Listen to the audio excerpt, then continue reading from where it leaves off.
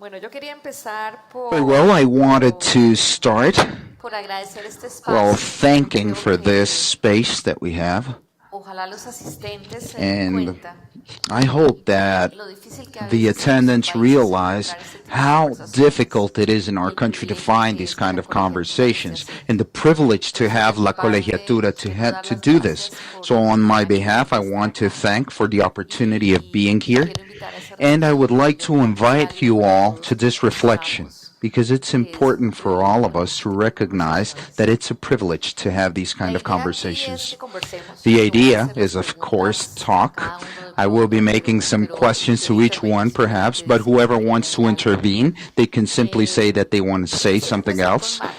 And I would like to start La with razón Mark. por la que quiero empezar con And the Mark reason es that I want to porque start yo with pienso Mark que is because I todas las think conferencias ya that nos habían in puesto all the en conferences, red. ¿Estás oyendo? are you listening? Ok. Oh, ¿Podemos revisar qué pasa con el micrófono de Mark, por could we favor? check what's happening on with the equipment of Mark?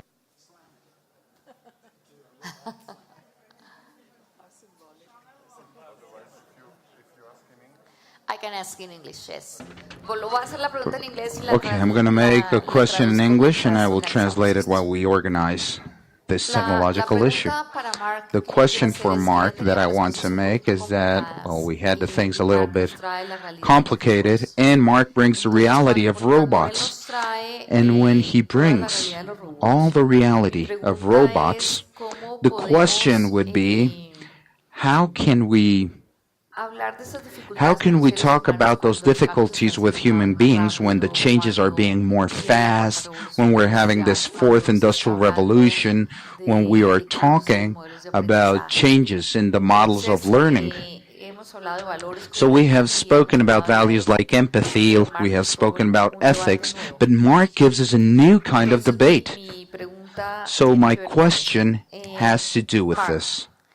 we were already talking about fraternity, cooperations, doing things together, and it's just to do that is hard for us as human beings. And you brought robots into the picture. And for revolution, and everything is going on so fast, like I'm afraid we are not having enough time to catch up in our human challenges, and also now we have the challenge of robots. How could we work in the gap between those environments and the speed of technology? Thank you for that question. It's a very good question because it's true that the development of the technology goes very fast.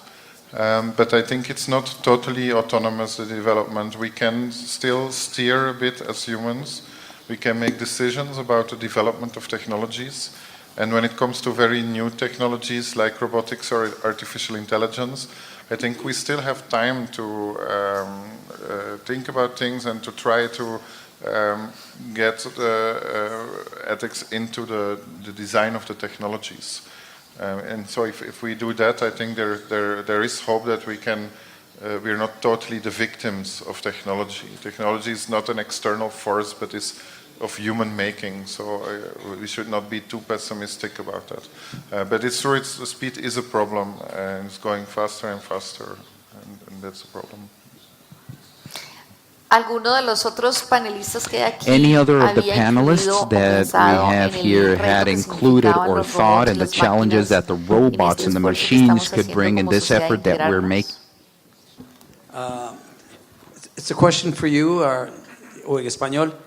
Me interesó mucho Okay, tu I was very interested in your conference, especially in the topic of the empathy with the machines and what is not animated, right? But this is something that comes historically, right? The children with toys. You had this mistreating of the toys and everything. There's an empiric evidence that this generates less empathy between humans because the robots are new, right? But historically, we have seen kind of patterns of these behaviors, right? We have this evidence of the lesser empathy with humans.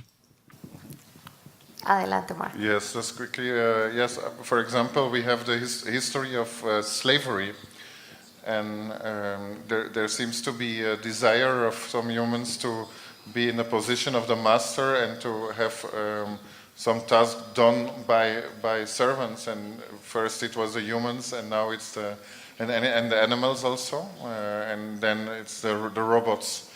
And so we have to critically think: do we want this kind of relations between this kind of relations? Maybe we want a different kind of relating to humans and non-humans. Okay. Como tenemos poco tiempo y quisiera pasar So as we have very abruptos, entonces voy a pasar a Liti, que nos habló mucho de la importancia de soñar. a lot about the importance of Yo dreaming, quisiera preguntarte, and I would like to ask you, compartiendo esa well, posición sharing que that tienes, position that ¿cómo you crear have, esa disciplina I would like to ask you para how soñar? to create that ¿Cómo hacer discipline que of dreaming. soñar no sea How can we un make acto that que la gente dreaming is not an considere act that the aislado y people would lúdico y consider un as something isolated algo que or tiene una something like intención that, creativa? but think about it as something that has a creative intention?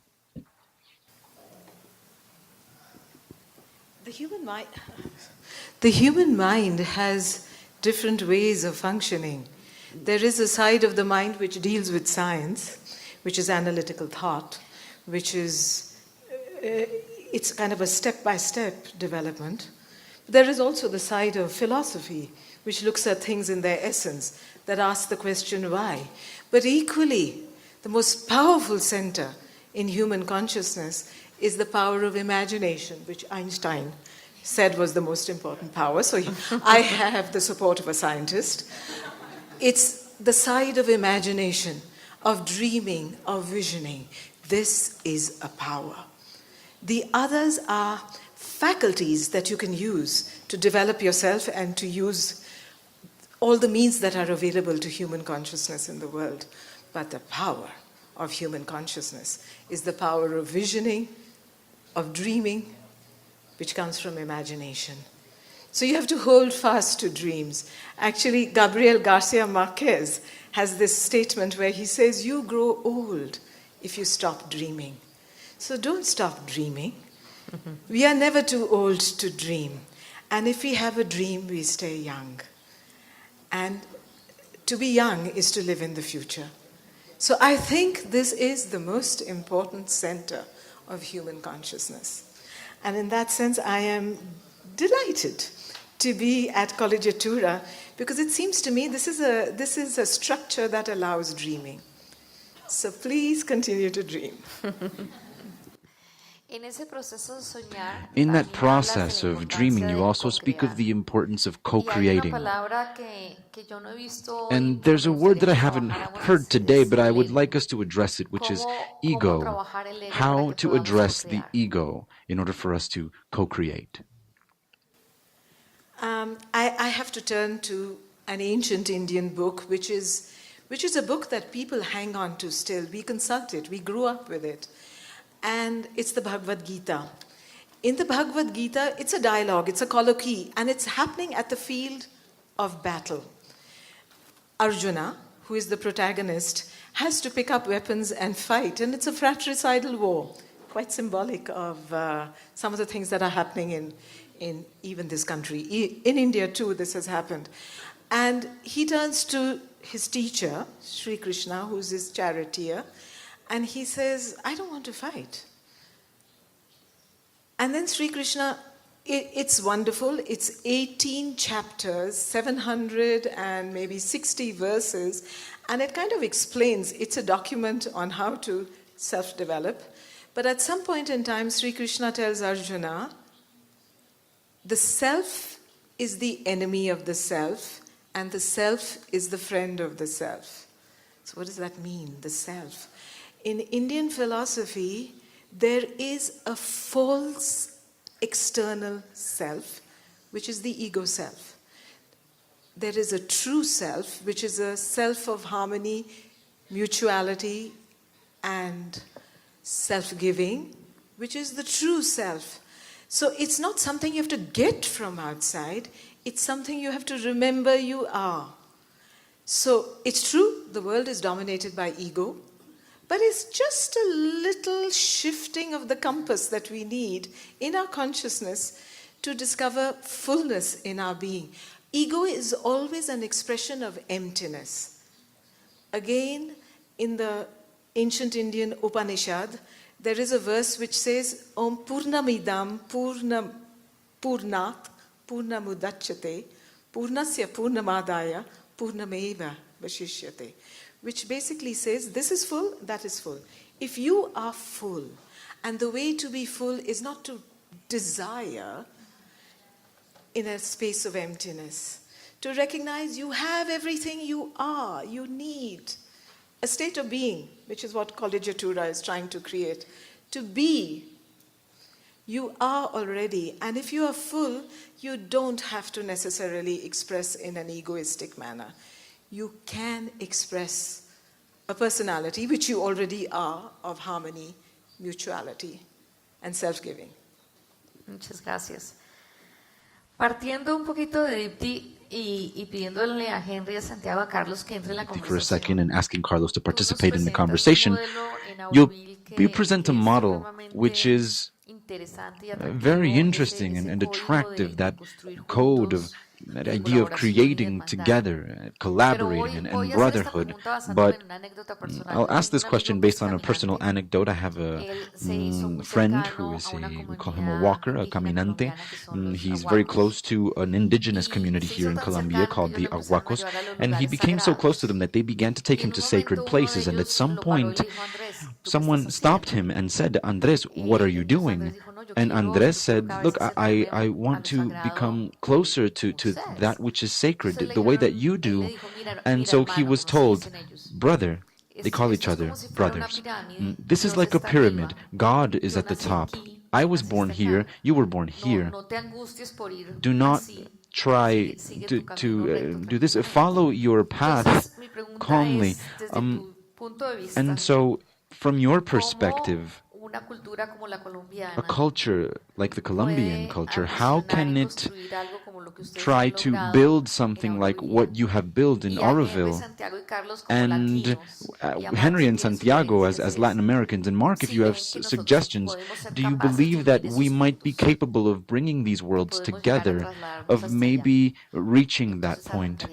And so I guess I would begin with you again, Dipti, with your suggestions.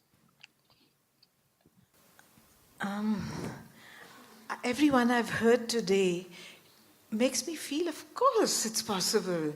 We're not different. In any case, as Carlos said, we all come from one mitochondrial Eve in Africa. So we are one people. All these colors and religions, and these are just external things that we add to ourselves. So I think it's as possible as just making a choice. Everyone in Oroville comes from 55 countries and counting. We are very, very different. And there is a great deal of rubbing and friction. Do not imagine that Oroville is a safe, comfortable place. It's an argumentative place. We don't agree on anything. There is no boss, there's no pyramid, there's no hierarchy. So we all argue all the time. But it is through this effort of collaboration that you create a new space. And I think, I've been here 3 days, so I have no business to say anything. But I find that you are already on the pathway to that, to make a beautiful land of Colombia. You have been gifted this wonderful beauty, but even the people are beautiful. It's possible. Of course it is. Okay. No sé si Henry, Santiago, Carlos. I don't know if Henry or Santiago or Mark would like to add that it's perfectly possible because of the metaphor of the pyramid itself. We're all ascending, and our path is already perfect. We need nothing more than the mechanism that we've already chosen: intuition, imagination, dreaming, rationality, or whatever we may choose. And we as Latin Americans have this capacity to make a remix out of everything that is given to us. And so our aspiration for things that are external isn't entirely bad. We're always constructing a collage of things, and it's important to understand that this might liberate us from the need to be fanatics, because we do tend to become fanatics of things due to our insecurities and uncertainty. But a construction of a mixed spirituality and intelligence is possible, especially in countries that are as mixed as ours, where we combine not just genetic material but cultural material. Constantly, we are great absorbents, sponges of information, and whatever may arise from there has to do with our priorities in general. It's not just the Arhuaco, but the Dalai Lama as well, and the Pope, and so many people who are telling us, I don't want you to become or to convert to my religion. They've said it themselves, and we should distrust anyone who comes here to convert us into their religion. The goal is always clear, and it should be clear to us, our priorities. Although our beliefs may not be in common or the same, our goals will be the same and they will align. Who would like to say anything else? Okay, it's interesting. The question is interesting, and maybe I'll ask another question. You've said, Santiago, that we in Latin America, it reflects the Ecuadorian culture as well. We don't have those roots. We're kind of hanging from somewhere. We're reflecting things that are from very ancient cultures, the things that Confucius said, for example. And they have roots, and they've been existed for so long. But given your observation, and for example, we come back to why our educational system in Latin America hasn't succeeded or hasn't stepped forth. But I think we need maturity, that millenary culture in these ideas. With the questions that we ask here today, have we asked ourselves this in Latin America throughout millennia? No, those cultures have been asking those questions for thousands of years, and this is why perhaps they can reach these levels that they are at now. I don't think it's a matter of time. For years after the massacre in Oriente-Occidente in Paris, Hector Abad wrote an article that I think is wrong, saying that we had to understand Muslims in a very generalized manner because they are 600 years ahead of Christians. I think that's crazy. Those 600 years of advantage can't give someone superiority in terms of the philosophy. I think that's a bit crazy, because before books there was thought, there was still thought, and before thought we had the human condition, and the human condition is still affected by the same principles of correlation, co-responsibility, and a shared evolution that we need. Through spirituality or through thought we may achieve our development, but that's a matter of individual choices.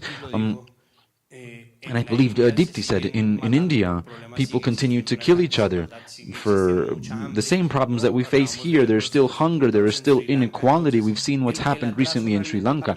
And so I think that the setback actually comes from a misinterpretation of our priorities as a species, which comes from our mechanisms of power. More than a political problem, I think this is a human problem. The imbalance that we have generated in power makes people who are religious leaders, it makes them want to impose their ways more than their consciousness. And I think we need to focus on consciousness. We need to privilege the value of our liberty as well. But this requires a lot of self-love. If we don't have self-love, and we were once the same country, if we don't have self-love, if we feel that we are bastard children, unwanted, and abandoned. We are always rootless. And this is what we have. We don't have roots. This lack of a floor, of a basis, and maybe more Marxist ideas, but not having a consciousness of class, to not be happy where we are, it means that we're never happy where we are. So if you are not happy in our neighborhoods, we will not be happy in the neighborhood where we will live if we succeed. And we will spend our lives this way because this is the structure that we've been given, this competition for scaling, for climbing some hierarchy. And so I think it's not a matter just of thought. I think maybe we need less history for this. This is very interesting because I think Dipti wants to participate in this conversation. No, I just wanted to tell you all a little bit of recent Indian history. For most of Indian history, we were what is called today South Asia, which is now 7 countries. When the colonialists left, India was divided, and she was cut in 2 places, and the biggest two-way migration in the history of humanity took place. 11 million people on bullock carts, on foot, began to cross in 2 different directions because they did not know they were going to go in which country. Pakistan was born as a Muslim majority state. The Indian state said all Muslims are welcome to stay, but many preferred to go to Pakistan. These 11 million people on 2 sides of India were crossing, and this is 1947, which is not very long ago. And as they were crossing, they were murdering each other. Over 1 million people lost their lives. So the modern country that is India has been born of a trauma that has never been healed. So do not imagine that traumas are localized. They exist in every corner of the world. It is when we meet the trauma with a certain consciousness, a consciousness of transcendence, that we can transcend. And I agree with you. You don't have to convert to another part of the world. You have to be truly who you are. And that is free from religion, from morality, to be truly a human, which is a being of love, finally. However you define it. Muy bien. Yo quisiera, en todo este tema que hemos hablado In this subject that we've been talking about and these questions that we ask ourselves, I'd like to address the discourse from Carlos. I love this idea of teaching people to doubt or to be skeptical. And so I wonder, what is the right way to ask these questions? I'd like us to talk a bit about this, about the anguish of questions that have no answers and the right sources. Right, this question is fundamental. Questions without answers still exist today.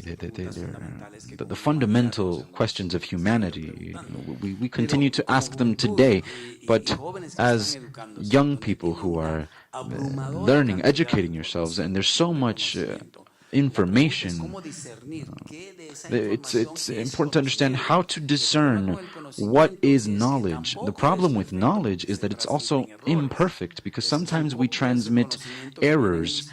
It's knowledge that comes from history, in which we can also transmit errors, and it has to self-correct, just like a molecule in DNA. And so in this discerning between knowledge and information, humanity has to learn to doubt and to be skeptical. How many of you are certain that humans were on the moon during the 60s? How many of you have no doubt? 2 of you are certain of that. Who is certain that humans were not on the moon and that it was a Hollywood show because of the space, the war, or the race between Russia and the US?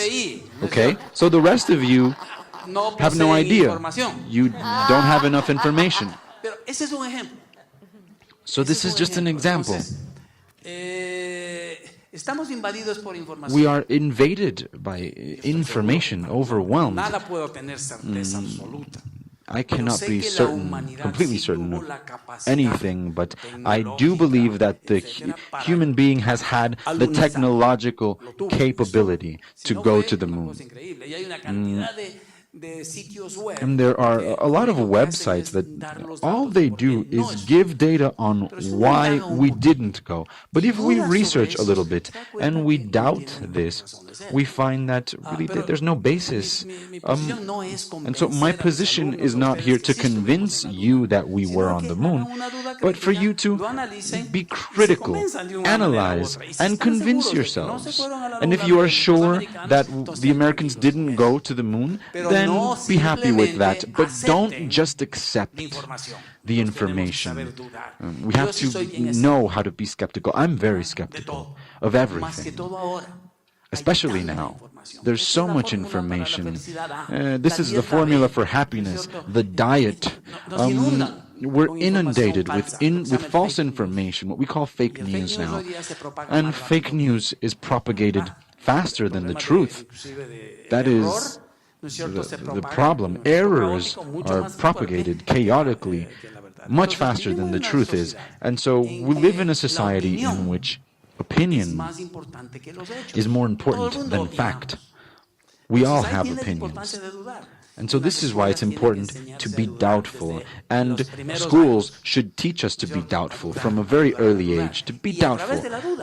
And through doubt, we can acquire more knowledge. That is my message in that regard. But I see that maybe we haven't been to the moon. Now, to speak a bit about the change of the educational model that you've mentioned, the Harvard Review, I believe, that there was an article that stated that those who believed that the internet had brought free communication and had democratized information were completely crazy, that everything was managed by an algorithm by Google and Facebook, and their living, it comes from publicity. But in essence, he was saying that we cannot continue waiting for academics to deliver to us, for companies to provide training. We are responsible for the speed of changes, for learning, unlearning, and relearning. Now, you, Carlos and Mark, who work on technology, how do you see the paths for transforming our educational system so that we can learn to include skepticism and to include critical thinking, and so that the working world is prepared to receive these individuals? What are your suggestions? Yes, I agree. It's a big problem, especially fake news, which is made easier through social media. We have a lot of information and a lot of opinions, so this is a problem. So how can we do that in education? Well, I think it has been always a task of philosophy also to make people doubt and question. And I think this could be part of the education from early age, because if you see young children they are questioning and they are very open to question, but then they tend to become later in life more dogmatic because they think that that knowledge is about just taking over what other people think. And I think it's important to start from early age. How to deal with these new technologies and how to be critical in this environment. So I agree very much. Carlos. Sí, la pregunta es nuevamente interesante y compleja. Claro que hoy en día, ¿qué Of podemos course, hacer con la educación today, en base a what los can we do with education based on these new technologies? I would divide this in two. One is the formal process of being educated. This process does not need necessarily technology. It's an emotional process between people, and this cannot be replaced. The human mind has two windows, simplistically, I'm saying this, emotions and reason. And the human mind, in the human mind, emotion is dominant until about the age of 24, I'd say. And then reason reaches a point of balance with emotion between the ages of 24 and 30. And so that first educational phase must be very emotional. And then technology must support education. And I spoke of liberal arts, and the first three liberal arts are, among them is the art of communication, and that is a new phase which all of our young people have to have. We call it digital literacy now. This is something it's those who are not prepared in this regard, which is one of the languages of communication, we have to train on digital literacy, and we also have to teach to read, write, and write, express. And then, after education, we come across things that are more disruptive. How do I prepare for my work? This can be done online. These are skills. And so we have to differentiate education from instruction. And this second area can use technology more broadly for its need. And we have someone who's very quiet, but I won't let it continue this way. And so we'll go to another subject. In what we've been invited to communicate, to cooperate, and construct together, Henry spoke a bit about the armed conflict and his personal story. I would like to know, because I think it's important for Colombia, where is the overcoming of trauma, and where is forgiveness? In the peace process, I believe that's what concerns me the most. With what authority can I speak of forgiveness? That question is difficult, and it's also socio-religiously asked. We'll try to answer it. I was still thinking about the question you asked regarding your friend, with regards to that idea of Colombians and our searches and our possibilities to do that here. When I was invited to the Congress, I proposed an idea for a presentation, a different idea, which had to do with how diversity is our greatest wealth, defined even constitutionally, but it starts to become a disadvantage sometimes. And as I've walked around Colombia and seen communities that have spiritual journeys that are very particular, and I'm not in a position to express those ideas or opinions in that regard, but I feel that we've begun to lose visions, cosmogonies through our Western influences. And this has begun to affect other conflicts in Colombia, even beyond the armed conflicts, which maybe are more for a spiritual discussion later on. But forgiveness.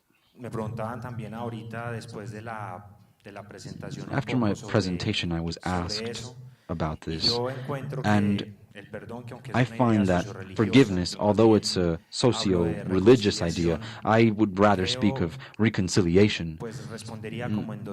I would respond from two aspects. I think we have to think more about the stories of others. Where do their actions come from? Where do they come from? In order to understand how they've reached the place that they've reached, why they've done what they've done. And the other aspect is looking at a new horizon, because without reconciliation, we'll be stuck in this idea of conflict and what it represents to us. I don't know if forgiveness, because I feel that I believe the church has done a lot of damage to this country. I'm sorry, forgive me. What was that forgiveness from? From what aspect? That was socio-religious. And so I think that the invitation is toward empathy, toward the history of others. Because we may be different, but we don't have to be enemies. That's Perfecto. it. Tú hablas del ser con el otro, que es el tema de este You congreso. spoke of A mí me gustaría being aquí irnos along with en fila others. como And cuál es la so I'd visión like de us to cada speak uno, of our visions, cómo es each of ese your ser visions en regarding el otro that y being incluyendo ojalá with elementos sobre lo que es la others, libertad. and also a bit about your perspective on liberty. I'll begin with our woman.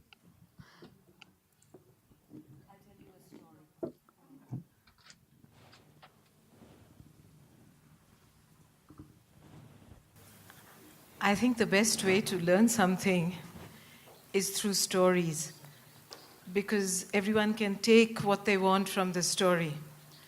So many of ancient Indian stories have been the teachers. We have, just like in the West you have the Iliad and the Odyssey, we have the Mahabharata and the Ramayana. We have other stories which were used as educational models to train people. But the story I'm going to tell is from the Upanishad. It's all about students and teachers, the Upanishad. And so this young man, he comes from his school, and his father asks him, what have you learned? And he lists out 68 subjects. Linguistics was very important, grammar. In ancient Indian education, communication was very important. So he talks about the languages he's learned, grammar, structure, discipline. He talks about weaponry, because that was one of the subjects. Anyway, he lists out 68 different subjects. And the father says, okay, you've learned all that, but do you know what is being? This is all becoming. What do you know about being? And he says, I've never heard that. What do you mean, being? So the father says, well, bring a banyan. You know, in India we have these banyan trees. Do you have banyan trees in? No. Okay. So this is an ancient tree. It's a sacred tree. In India, lots of trees are sacred, but the banyan tree is kind of from time immemorial one of the sacred trees, along with the people under which the Buddha attained his Buddhahood, which means he woke up. Buddha means to be awake. So in a sense, we are all asleep, and when you arrive at true knowledge, you awaken. That's what the Buddha means. However, he says, get a banyan tree seed, and he asks the boy, break the seed. The boy breaks the seed. What do you see? I see smaller seeds. Break that. And at a certain point in time, there is an emptiness. And so the boy says, there's nothing. He says, well, that's being. That's who you are. That emptiness is what pervades the universe. Then he asks him to get a glass of water and put salt in it and leave it for a while. The salt dissolves. So he says, where is the salt? He says, well, it's in the water, but I can't see it. Taste it. You can taste it. You can taste it from the left, from the right, from the front, from the back. That is who you are. So what I had said in the morning, Tat Tvam Asi, that is the knowledge of being. So from time immemorial, there has been a difference made in education in India between the knowledge of becoming, which is all the things you do, all the things that the mind learns. The West says, I think, therefore I am. Cogito ergo sum. In India, we say, when you stop thinking, you are. When you transcend thought, when you rise above thought, and you arrive at that silence from which all thought emerges. The universe emerges from silence. That is being. So, in my view, we have as a world to discover being. The sense of being that we share with everything on earth, including robots, because they have a being too of some kind. It's a different kind of consciousness, but the moment you create something, I have this watch, it has a kind of a pattern of being. There is a sort of a consciousness there. In India, certainly, we would agree that everything is a form of consciousness, and that is being. So to live in being and not in becoming is the only hope of reconciling all the differences. I want to say that I come from a land which is full of divisions, that we have also been in a state of war. Since 1947, we have been in a low-intensity conflict. Besides 4 big wars, there have been always deaths through some sort of extremism.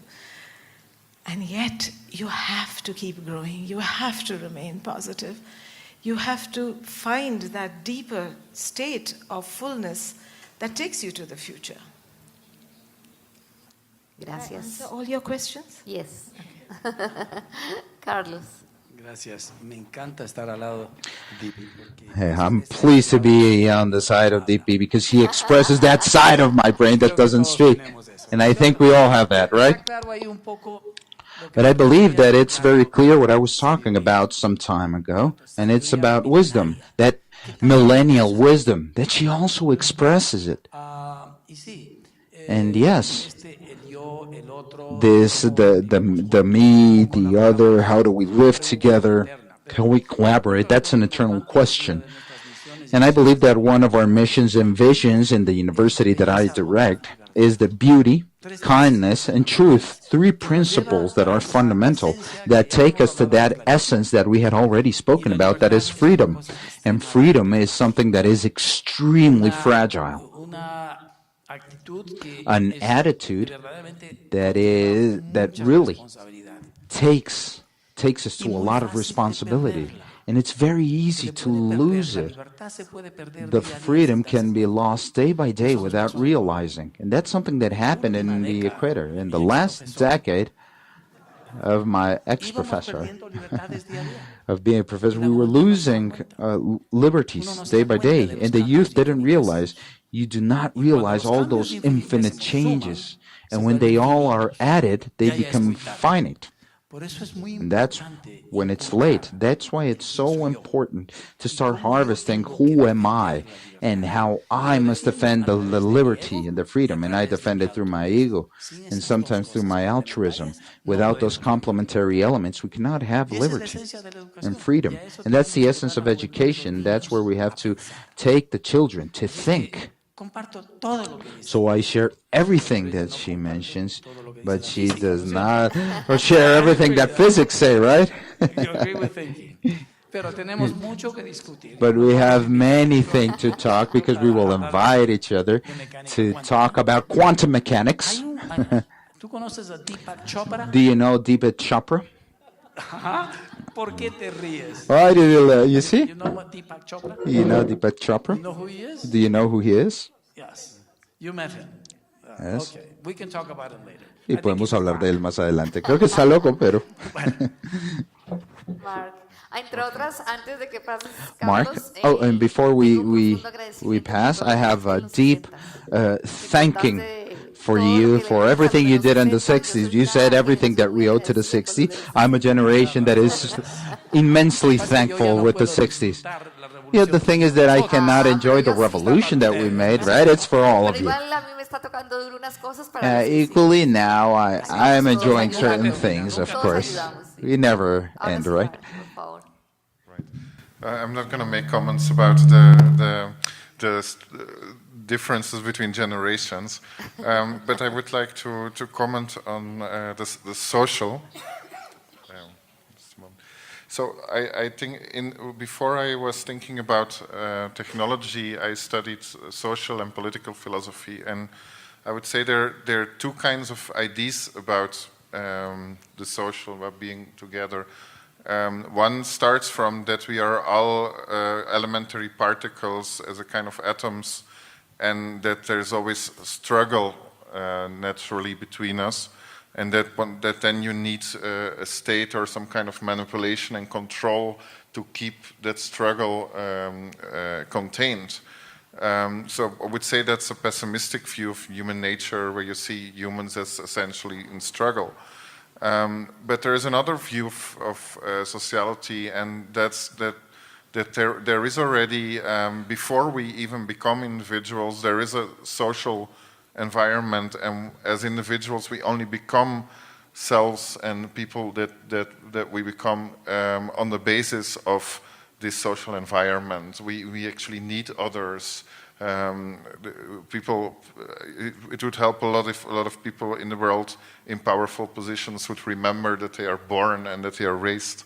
And I think this second idea is hopeful and optimistic, because it means that, of course, there can be conditions under which the sociality that we naturally have becomes corrupted and becomes thinner, and there becomes violence. But I think we can try to find back these relations, because we are deeply social beings and we need each other. We are vulnerable, and we need each other to move forward. I think that I'm very much defending this optimistic view. Muchas gracias.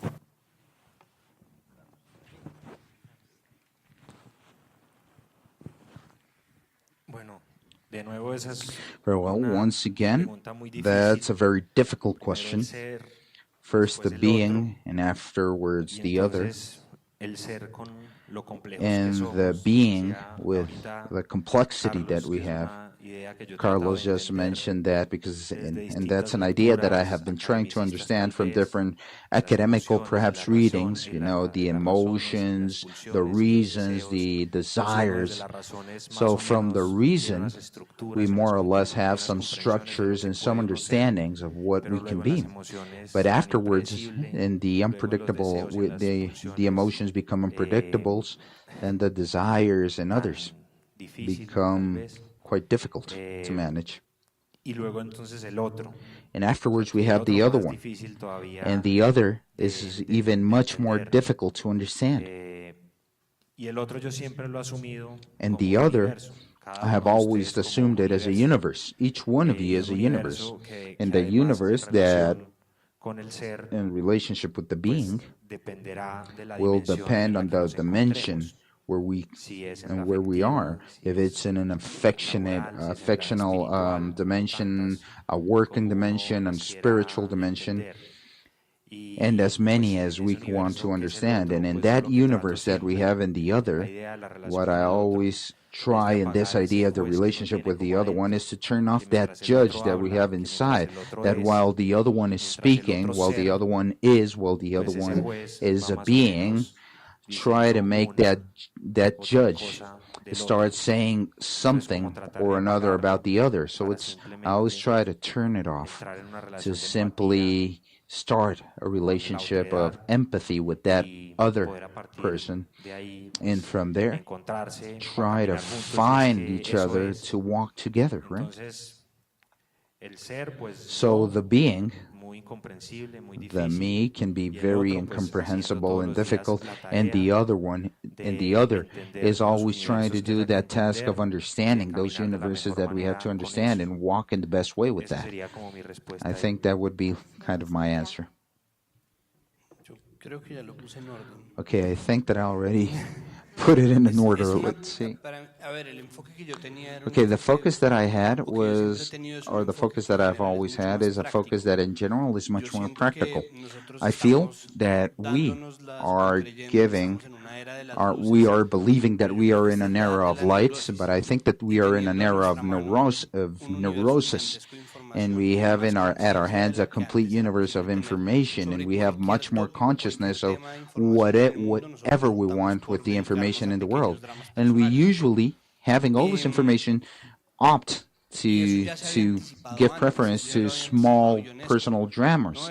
And I had anticipated this before. The fact that we are simply making our monologue, to crash with the monologue of other thing, is something dramatic that the new modernity and the meta-modernity, everything is giving us this, because we are completely in ourselves. And that's why we come back to ourselves. The clearest manifestation of love is the attention.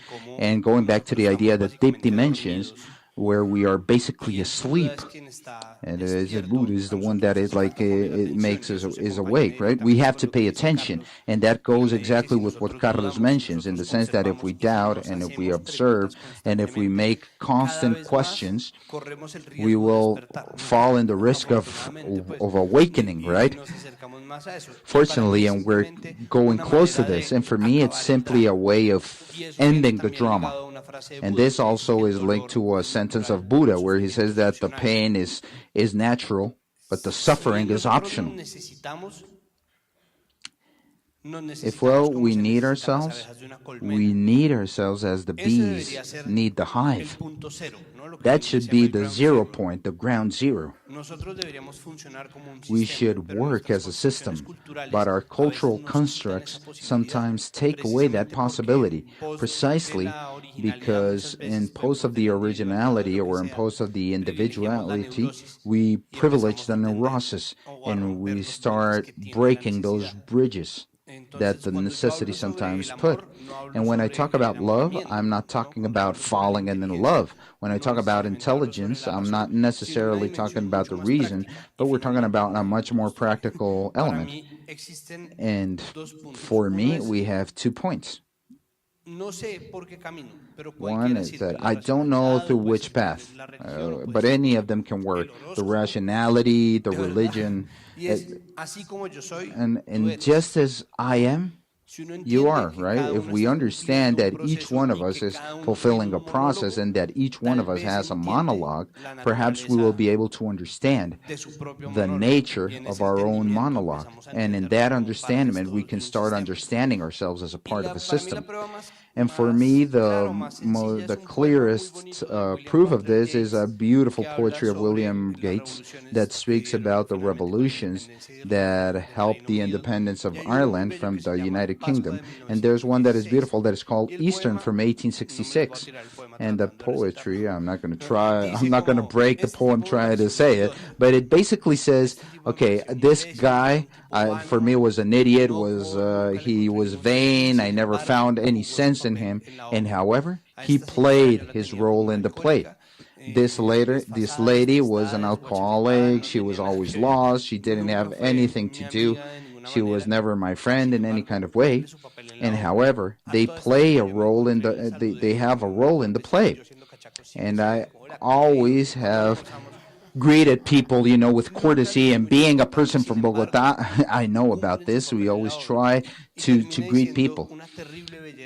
And towards the end, it says a terrible beauty has been born, and it's born from the consciousness that we are what we need to be.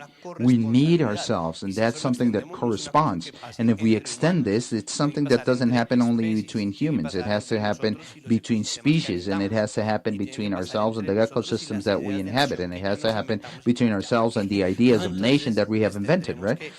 So we will have to look for the way of improving things. But it's a consciousness of, if we're all in a monologue, this has to help us to serve in some sort of way and avoid the drama that makes us suffer, that costs us so much suffering, and that costs us to get to the point where we all have perfectly clear that we have to get to that goal. Okay, Santiago, I think that we could talk here for several days, but here we have an agenda, and I try to go with the agenda. And we have had a long day, and sometimes when we leave on a day with so much information, it's difficult to remember, right? So I would like, and in this case we will go from Santiago to my position, for each one of you to say in the most clear way to this audience, if you're going to go out with an idea of what I want to say, go out with this idea. Which idea would it be, Santiago? The intelligence can only be if it's in a collective way. The only way of being intelligent is thinking in solutions for problems that will let the great quantity of people happy during the most quantity of time in the least time possible. Henry? I believe that there is no possibility of rewinding the cassette. Right? And what we have ahead is a path and a horizon, and we have to keep on advancing as Colombians and as human beings, and as beings that are connected with the others. That would be my reflection. Mark? I would say we need to solve many problems. It would really help if we think and act more in a more relational way. And I think it's not a kind of luxury or a hobby, but it's really a necessity to survive and to make things better at local and national level, but also at global level, tackling the big problems. Gracias. Carlos. Como mensaje tal vez es que hay que cuidar that we would have to take care of that delicate balance between emotion and reason. The education has been very rational. We can educate the emotions, yes, or perhaps we shouldn't touch it, because when we take a decision, even if we have the most of rational information, the emotion usually wins. That's why we marry ourselves.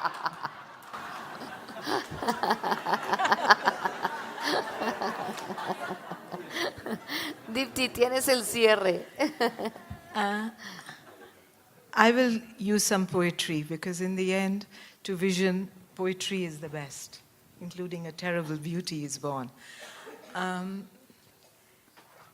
This is a modern poet, Sri Aurobindo, and he's written this fabulous poem called Savitri, and it's full of epigrams. He says at one point, all here is miracle and can by miracle change. I trust, I believe in the miracle of life on earth, how it came about. We have to live it in the truest sense. And another two lines, or we may find when all the rest has failed, hid in ourselves the key to perfect change.